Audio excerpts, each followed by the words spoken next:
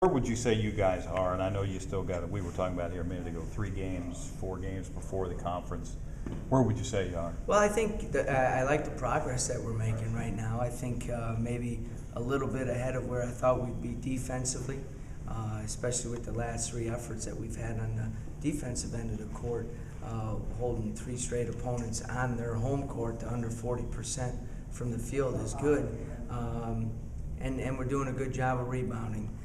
So, as I said, I like the progress. I like the attitude and effort our guys have been given.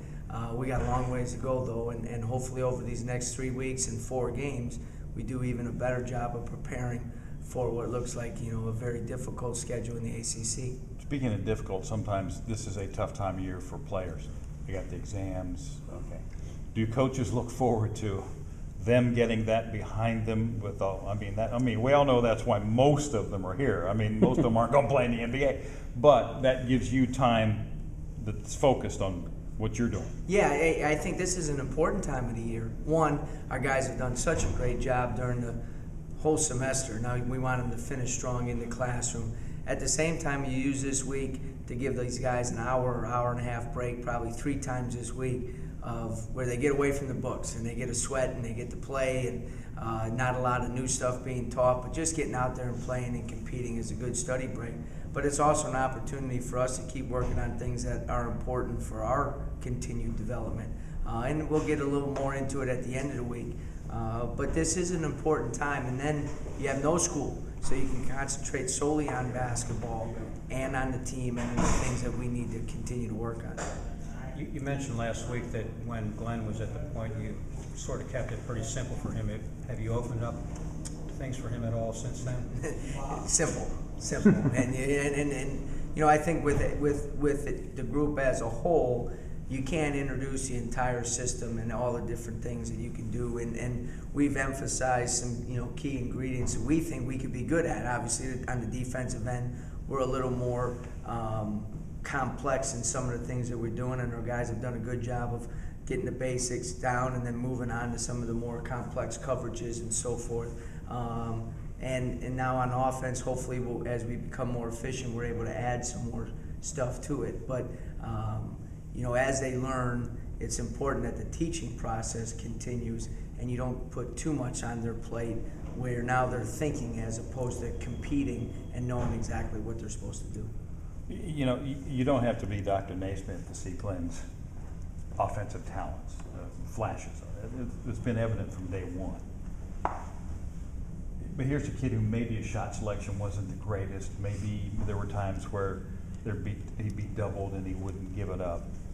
And so now he's playing some point, which is a more responsibility. To me, the psychology and the dynamic of that is interesting. A kid who might have been, probably accused at times, and maybe justifiably so, of playing sort of one-on-one basketball. And now he's in that role of being the ultimate distributor at times.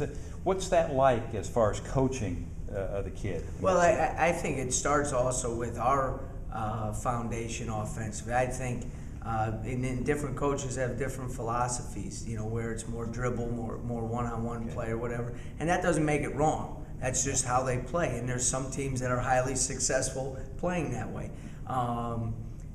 We want guys to have the freedom to make plays. But one of the greatest things is that we will emphasize is the ability to share the basketball as well. And I think we've gone a long way in that. At the same time with Glenn in particular, I think the one thing he understands when he moves over to play the point, his focus is even greater because it is not natural in terms of his position. He's never really played that position. He's always been a very good passer from the wing and could make plays for other people. But doing it at the point, you can't just make plays for other people. You have to make sure everybody's in the right alignment. Yeah. You got to be able to call out the play, got to know what we're trying to get, and then read defenses from there. I think when he plays at that spot, he becomes even more focused and more concentrated on what needs to be done. I think that's helped him. I think it's helped him now when he moves back to the wing spot, where now, his job there sometimes is simple. We need him to score some points, but he's making better decisions all the way around because of his time at the point.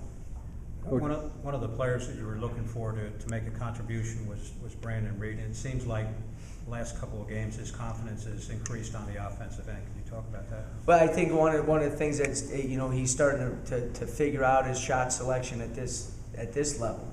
I think so much was asked of him as a freshman, where even a bad shot might have been a good shot.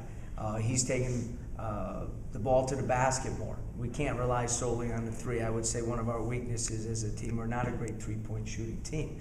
So we need to get the ball inside the three, and then if we can score there, it will make our three-point shots easier.